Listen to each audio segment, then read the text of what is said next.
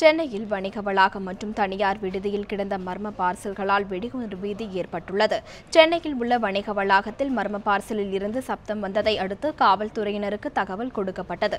அந்த வணிக வளாகத்தின் 9 மாடிகளிலும் உள்ள கடைகள் மற்றும் அலுவலகங்களில் பணியாற்றும் ஊழியர்கள் உடனடியாக வெளியேற்றப்பட்டனர். 3 மோப்ப நாய்கள் உதவியுடன் வெடிகுண்டு நிபுணர்கள் மர்ம பார்சலை சோதனை செய்தனர். அதில் 2 சிறிய அளவிலான கடிகாரங்கள் இருந்துள்ளது. மேலும் 3 பக்க கடிதத்தையும் போலீசார் கைப்பற்றியுள்ளனர். அதில் சிறை கைதிகள் நடத்தப்படும் விதத்தில் பாரபட்சம் காட்டப்படுவதாக குறிப்பிடப்பட்டுள்ளதாக தெரிகிறது. இது தொடர்பாக சேத்துப்பட்டு போலீசார் விசாரணை நடத்தி வருகின்றனர்.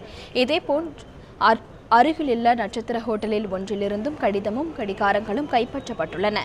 இந்த 2 சம்பவங்கள் குறித்து காவல்துறையினர் விசாரணை நடத்தி வருகின்றனர்.